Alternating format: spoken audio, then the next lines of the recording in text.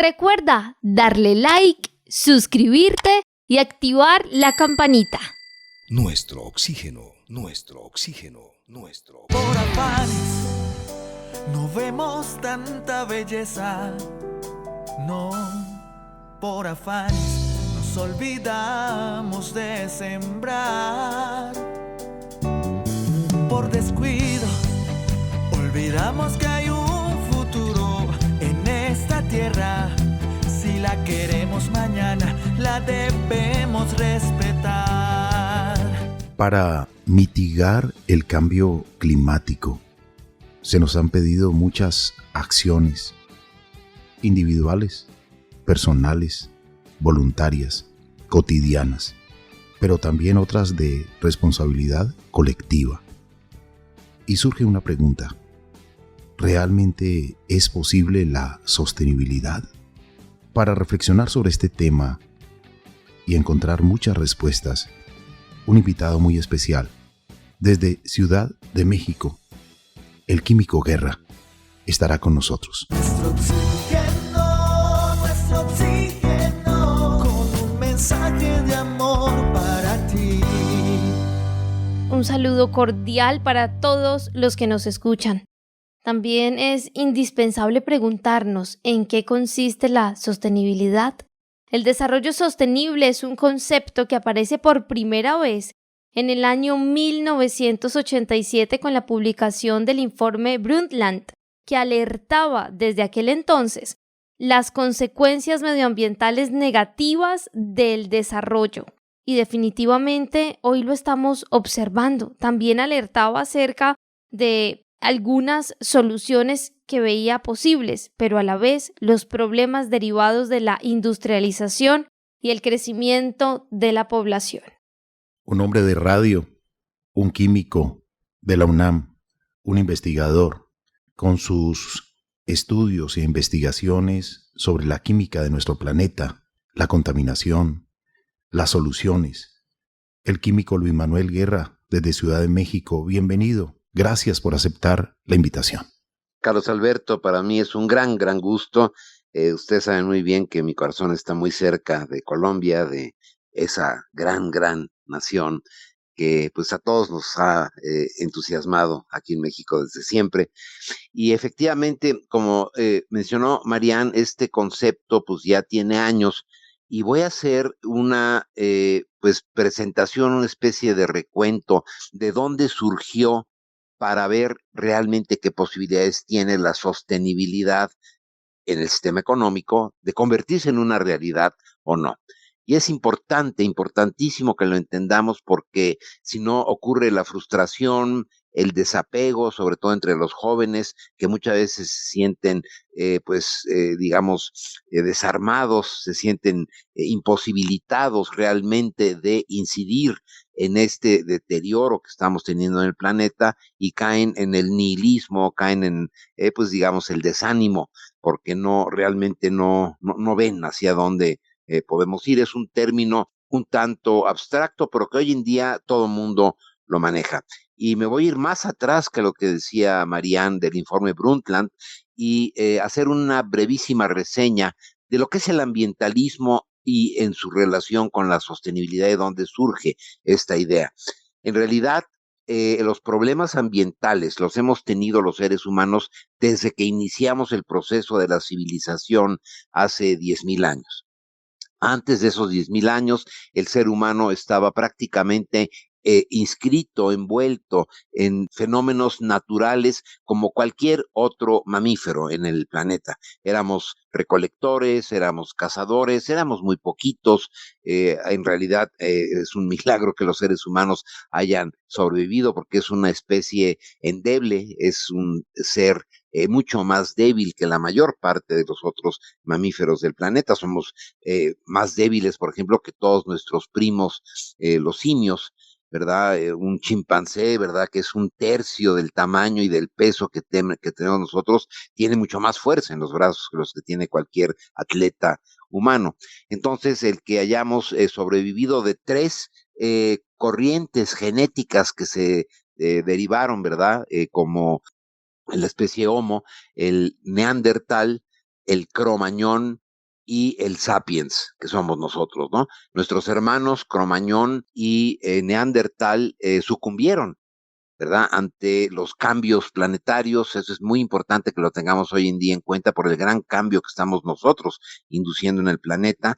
Hubo cambios, sobre todo climáticos, que derivaron hace 10.000 años precisamente en una edad de hielo muy, muy severa, sobre todo en el sitio donde estaban desarrollando los seres humanos, que era de la Mesopotamia hacia el occidente, hacia Europa. Cromañón está en Francia, Neandertal en Alemania, y el Homo sapiens pues estaba más hacia la zona mesopotámica, pero había intercambio. Inclusive hoy en día tenemos la certeza de que Sapiens se cruzaba con Neandertal, ¿verdad? Y bueno, de ahí se derivaron estos híbridos que luego nos dieron a nosotros como resultado de la especie humana, pero nuestros hermanos Cromañón y Neandertal no pudieron adaptarse a los cambios precisamente de la edad de hielo, que significó una penuria enorme, ¿verdad?, para muchos seres en el planeta. Y hace 10.000 años hubo un momento, un flashazo, una, pues digamos, efeméride, que todavía hoy en día no comprendemos en su trascendencia, pero que nos transforma en lo que somos hoy. Y me refiero a esto porque somos un ser transformador, al haber hecho primero hace 10.000 años un descubrimiento verdaderamente extraordinario, que era que podíamos nosotros guardar semillas de una estación a la otra, de un año al otro, sembrarlas en el mismo sitio y producir nuestros propios alimentos en un sitio determinado.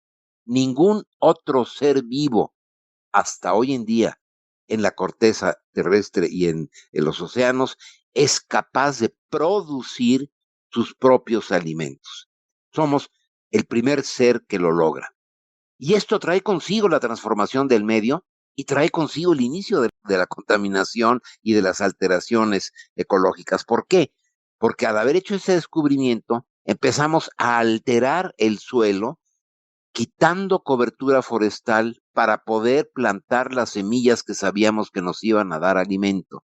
En ese instante, el ser humano se convierte en el transformador del planeta.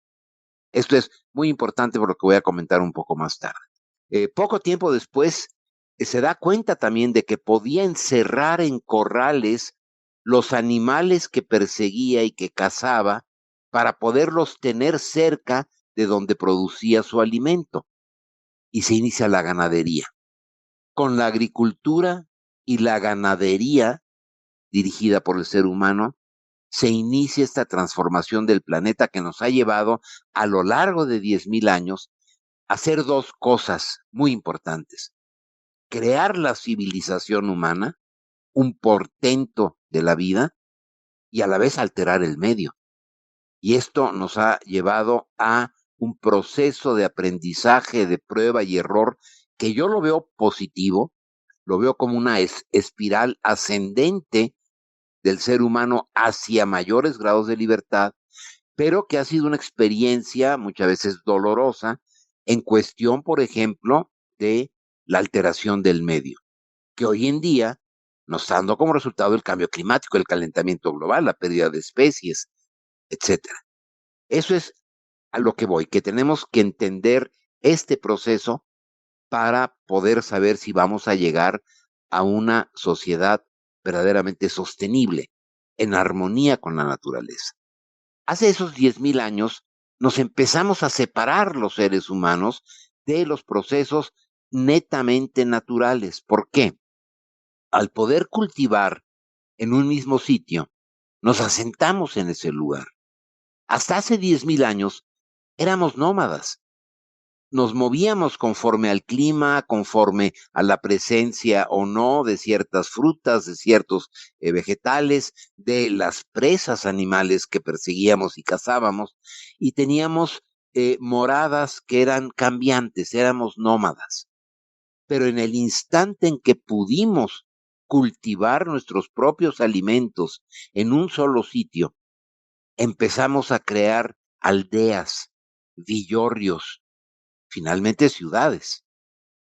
Esto trajo consigo también una alteración del medio porque al ser nómadas, nosotros dispersábamos nuestros desechos, nuestra acción, pues digamos la alteración que hacíamos de cortar para tener algo de leña y hacer fuego, etcétera, pero no incidíamos sobre un solo sitio. Al tener la concentración humana en una aldea, empezamos a tener problemas ya de contaminación de heces fecales en un mismo sitio, que ya no le dábamos tiempo a la naturaleza de dispersarlo y asimilarlo todo en una forma ecológica. Empieza la contaminación del entorno. Eso nos quiere quedar muy claro, porque junto con la civilización viene esta alteración del medio. Digo esto porque tenemos la idea hoy en día muy bella, romántica, de que la sostenibilidad va a consistir en que nosotros no tengamos impacto en la naturaleza. Queremos que todo sea natural, que ya no tengamos químicos en los alimentos, en la ropa, que no usemos cosas que sean artificiales, que todo sea natural, como si eso fuera la sostenibilidad. Y voy a demostrar en esta charla que no lo es y que la tarea que tiene el ser humano dentro del concierto de la vida es crear la vida y ser los ojos del universo. Esto es muy importante para entender las posibilidades o no de la sostenibilidad.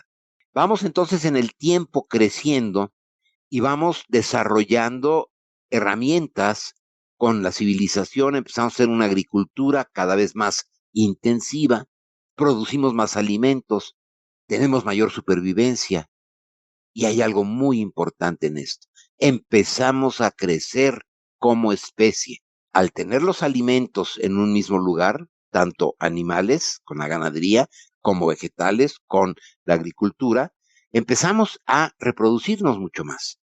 Antes, al ser nómadas, al estar expuestos como Cromañón y Neandertal a las terribles inclemencias del clima, del tiempo, etcétera, pues morían muchísimos antes de poder siquiera ser jóvenes. Eran niños que morían en grandes proporciones. Y por lo tanto éramos poquitos, apenas para mantener la especie. De esta etapa crítica viene también este concepto de pensar en el más allá, de buscar deidades, de entregar nuestro destino a la buena voluntad del rey de la lluvia, del sol, etcétera.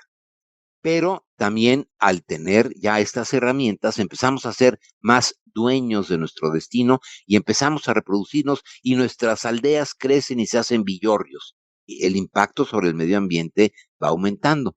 Esto definitivamente era un impacto totalmente despreciable por el poco número de seres humanos que éramos. Se mantuvo la población mundial muy baja durante milenios y milenios. ¿Por qué? Porque a pesar de que teníamos ya la agricultura y la ganadería, siempre sí estábamos muy sujetos todavía a las inclemencias del tiempo.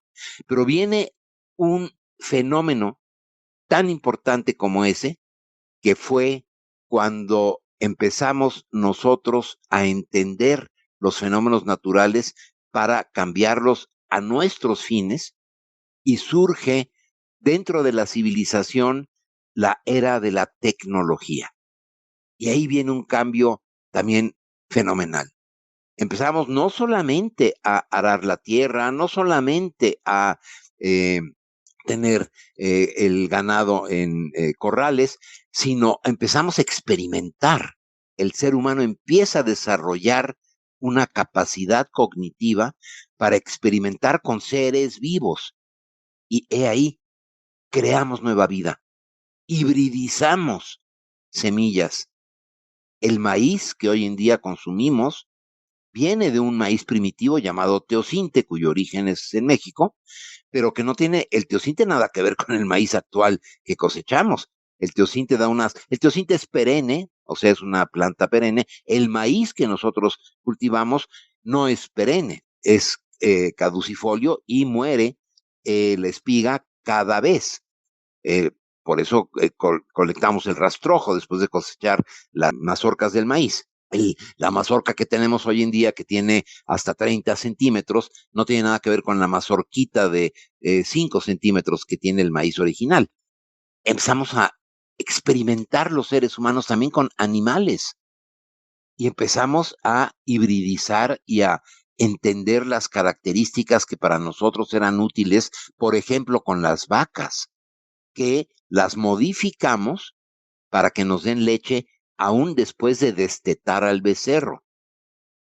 Las vacas originales no daban leche después de destetar a su becerro, igual que la hembra humana, ¿verdad? Una vez que desteta al bebé, deja de producir leche. Pero nosotros modificamos genéticamente a las vacas para que nos sigan dando leche todo el año. Modificamos a los caballos. El origen de los caballos, muy poca gente lo sabe, es americano.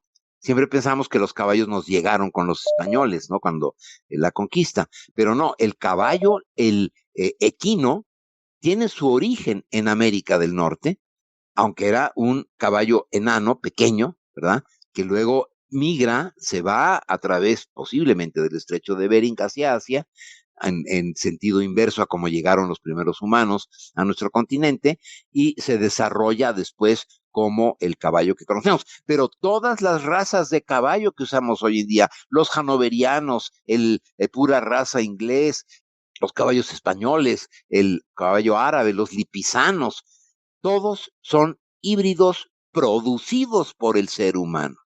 Generamos nueva vida. Ese es el otro gran cambio que hace el ser humano. Tenemos que entender esto, porque nuestro papel aquí no es sentarnos nada más a contemplar la naturaleza. La modificamos. Está en nuestra esencia humana. No podemos negarla, porque entonces tendríamos que desaparecer como especie. Aquellos que promueven que debemos de respetar absolutamente todo, no entienden que nuestra misión en la vida es generar nueva vida, como lo hemos venido haciendo, precisamente para fortalecer esta espiral hacia una civilización cada vez más equilibrada, cada vez más sabia y cada vez más justa. Empezamos a desarrollar con estas características de las herramientas, la hibridación, que teníamos mejores cultivos, más resistentes a las heladas, a las plagas, a las inclemencias del tiempo, etcétera, para tener mayor seguridad alimentaria. Empezamos también a crear dentro de la civilización, pues conceptos como el trabajo, conceptos como la solidaridad, conceptos como la identidad cultural. Empezamos a desarrollar nuestro lenguaje en una forma extraordinaria como la que tenemos hoy. Otra cosa que nos diferencia de todas las otras especies es la riqueza de nuestra comunicación. Nosotros tenemos herramientas de comunicación como la que estamos usando en este instante, verdaderamente extraordinarias. Y podemos decir que el avance del ser humano se basa en la comunicación. Se dice en el Antiguo Testamento, al principio fue la palabra. Exactamente. La palabra nos define a los seres humanos, igual que esta capacidad cognitiva para alterar el medio para nuestro beneficio y para poder avanzar en la espiral de la civilización. Pero todo esto, como decía yo, como eran pequeñas poblaciones, inclusive cuando ya había grandes ciudades cosmopolitas, ¿verdad? Metrópolis como Tenochtitlan, aquí en América, Machu Picchu, como puede haber sido en Europa, París, Londres, ¿no? Que ya estaban formadas, que tenían pues ya decenas, sino que cientos de miles, Madrid, Roma, de habitantes. Y sin embargo, todavía nuestro impacto era despreciable hacia la enormidad de la naturaleza. Y nos acostumbramos a ver a la naturaleza como nuestra propiedad. Primera característica negativa que ahora estamos empezando a entender que no es así. No somos los propietarios de la naturaleza. Pero es lógico pensar, y no fue una culpabilidad, no fue un error, la naturaleza no se equivocó al darnos el poder cognitivo. Tiene un fin, el fin de producir nueva y mejor vida, de ser los ojos del universo, y algo tercero que voy a comentar también más tarde. Tenemos la capacidad ahora, a través de la civilización, de llevar nueva vida a otros confines del universo. Estamos inmersos dentro de esta gran aventura de polinizar el universo con vida inteligente. Sabemos que la vida es muy abundante en todo el universo, no es el único lugar donde hay vida seguramente, pero vida inteligente, esa es la otra cosa que tenemos que saber manejar, llevar vida inteligente a otros confines. Estamos ya en el umbral de años, a lo mejor una década, a lo mejor 2, pero no más que eso, de tener la primera estación tripulada por humanos en un lugar fuera de la Tierra. Vamos a tener una estación lunar con seres humanos dentro de una década. Estamos muy, muy cercanos a eso. ¿Qué significa? Que van a copular seres humanos fuera de la Tierra y tener como hijos, como bebés, a otros humanos no terrestres. Esto es un hito en la maravilla de la vida verdaderamente extraordinario. Para llegar a eso tuvimos que desarrollar la tecnología y con este desarrollo de la tecnología cometimos muchos crímenes contra la naturaleza. Un ejemplo, empezamos a hacer una agricultura extensiva, muchas veces en desorden, muchas veces sin pensar en las consecuencias, quitando cobertura forestal valiosísima para plantar monocultivos, granos, gramíneas, vegetales, hortalizas, frutos, etcétera, para la alimentación del ser humano. Cuando el ser humano, a través de este desarrollo tecnológico, empieza a construir, y esto ya es bastante más tarde, por ahí de los años 1200, con los árabes, con la cultura árabe, ya con la cultura china antes, también por esas etapas, digamos, de 1000 después de Cristo, pues el conocimiento astronómico, científico, lo empezamos a desarrollar, y viene algo verdaderamente importante.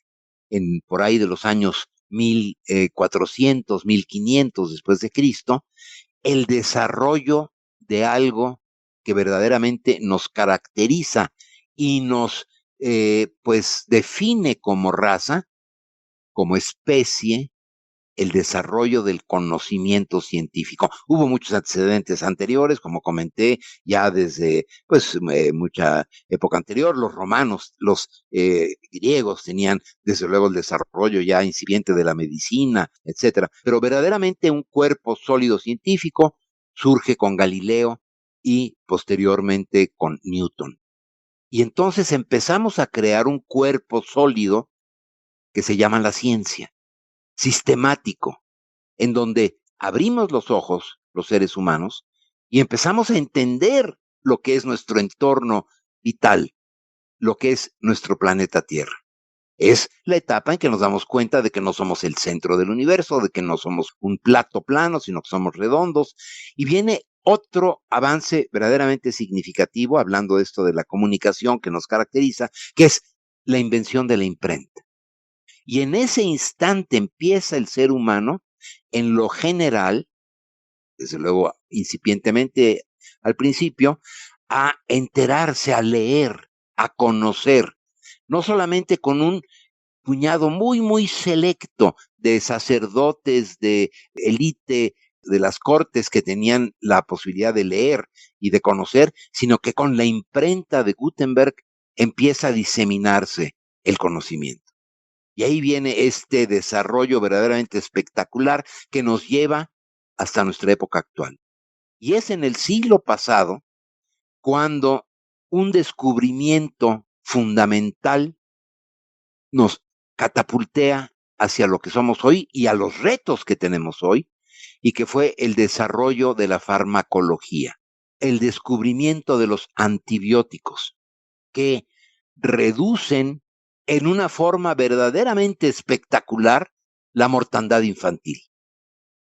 Y de lo que yo comentaba de que cada 5 niños se morían 3 de bebés, empezamos a que de cada 5 niños se moría 1, gracias al desarrollo de la farmacología y la medicina, que permiten la mucho mayor sobrevivencia del ser humano. Y podemos ver las gráficas del crecimiento de la población humana, como durante milenios se mantuvo relativamente plana, y hay un punto de inflexión en la curva que nos lleva hacia una curva asintótica en el eje de las ordenadas. hacia arriba y que es en 1950 el descubrimiento de los antibióticos y de la higiene. Golpes muy fuertes que se tuvieron desde el conocimiento de la peste negra, de la peste bubónica, del cólera, que nos llevaron al desarrollo de estos conocimientos muy ligados a la higiene, a la forma correcta de manejarnos nosotros como seres que se pueden autolimpiar y que pueden disminuir las infecciones en forma importante. Las enfermedades contagio-infecciosas se desploman en una forma espectacular en el siglo pasado con primero los antibióticos y después con otro conocimiento verdaderamente extraordinario debido ya al desarrollo de la farmacología, la farmacia y las ciencias médicas, que son las vacunas, tema tan importante hoy en día y que nos permiten también avanzar mucho en la supervivencia. Y entonces sucede algo de lo cual estamos muy orgullosos porque tuvo consecuencias ambientales en algunos lados catastróficas. El aumento de la población, la explosión demográfica. ¿Por qué? Porque con los antibióticos y con las vacunas no nos moríamos tantos y empezábamos a desarrollar poblaciones verdaderamente extraordinarias. Y estamos muy orgullosos que de una edad promedio de 40 años en la Edad Media, a una edad promedio de 80 años o 75 años hoy en día, es uno de los logros del ser humano de los cuales estamos muy orgullosos, pero tiene estas enormes consecuencias desde el punto de vista ambiental. Somos muchos, consumimos mucho, producimos mucho, generamos mucho. Luis Manuel, eres el comunicador, el profesional que tiene el programa más antiguo de la radio en México a través de Radio Red. Tuve la oportunidad de escucharlo desde aquí, desde Colombia, a través de la página web de la emisora en su momento. Ahora usted hace informes para el noticiero a diario. Está también con mensajes a través de TikTok. También entrega informes para programas en Puebla, también en Baja California. ¿Cómo conectarnos con el Químico Guerra? www.quimicoguerra.mx. Al Químico Guerra, muchas gracias. Lo mejor de lo mejor siempre. Igualmente.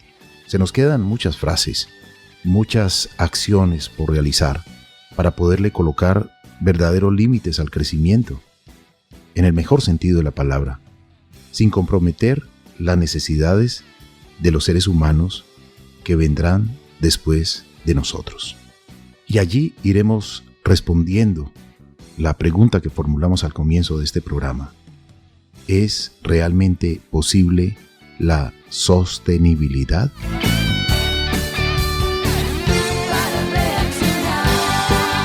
Recuerda que si quieres escuchar más contenido como este, educativo, debes darle like, suscribirte y activar la campanita para que te lleguen todas las notificaciones.